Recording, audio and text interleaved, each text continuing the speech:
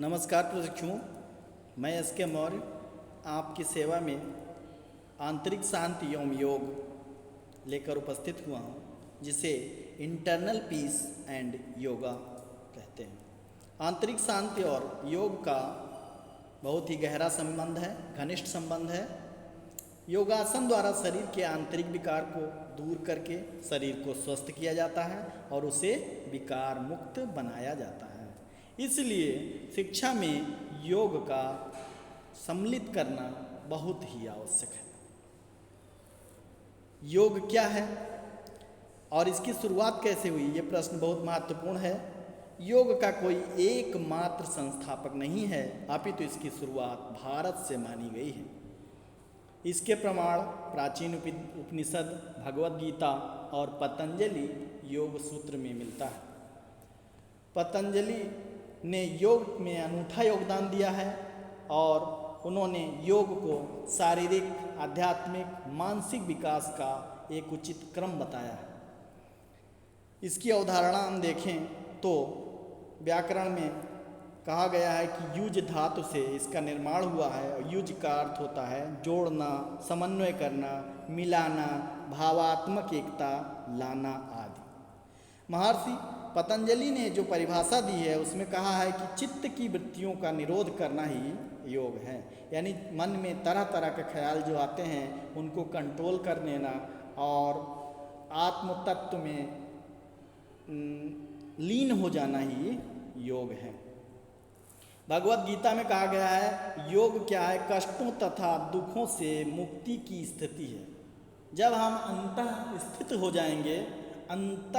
हो जाएंगे तो हमारे अंदर के हमारे सारे कष्ट दूर हो जाएंगे, ऐसा माना गया है। गीता में भगवान श्री कृष्ण ने भी कहा है कर्म के करने में जो कुशलता है उसी का नाम योग है। ठीक, योग वशिष्ठ ने कहा है कि संसार रूपी भवसागर से पार हो जाना ही या मुक्ति पाना ही योग है।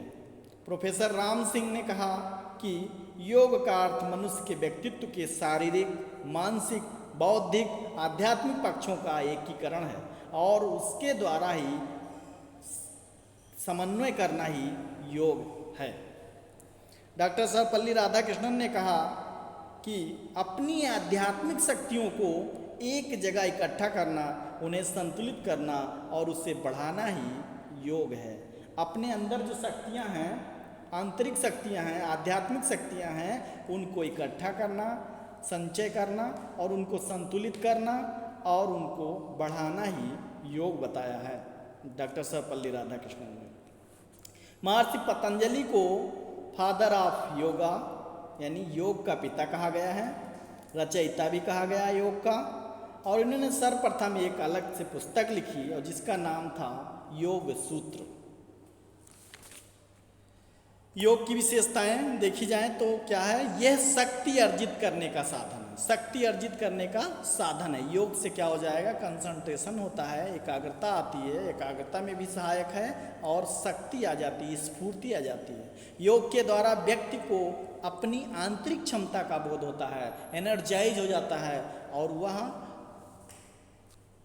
आगे बढ़ने का प्रयत्न करता है, वह शांत चित्त हो जाता है, वह पूर्ण हो जाता है अपने आप में। योग से हमें आध्यात्मिक एकत्व की प्राप्ति होती है। आध्यात्मिक एकत्व माने हम अपने अंतर मन में जब देखते हैं, अंतर मन आत्मा में देखते हैं, झांकते हैं तो हम पाते हैं कि हम एक प्रकाश पुंज हैं, हम एक आत्म तत्व हैं और हम जैसे हैं वैसे ही सभी आत्म तत्व हैं जो जीव मात्र हैं। ठीक है, तो हमारे अंदर एकत्व की भावना पैदा होती है। योग द्वारा व्यक्ति के ज्ञान में वृद्धि होती है। योग द्वारा क्या हो जाता है, कंसंट्रेशन के बाद द्वारा हमको क्या होता है, ज्ञान की प्राप्ति होती है, ज्ञान का बोध होता है और ज्ञान में वृद्धि भी होती है। चिंतनात्मक हो जाता है व्यक्ति। योग इंद्रियों को वश में करने का साधन है। योग के द्वारा हम क्या करते हैं, अपने इंद्रियों को का वशीकरण कर लेते हैं, वशीकरण जान जाते हैं। इंद्रियों को हम अपने आप में, जिस प्रकार कछुआ क्या करता है, अपने इंद्रियों को अपने अंदर समेट लेता है, उसी प्रकार से योग के द्वारा मनुष्य अपनी इंद्रियों को अपने बस में कर लेता है। इसके द्वारा मन की चंचलता पर अंकुश लगाया जा सकता है। मन इधर उधर भटक रहा है, हम एक बिंदु पर, एक लक्ष्य पर कंसंट्रेट हो जाते हैं तो उसकी चंचलता धीरे धीरे स्नेह स्नेह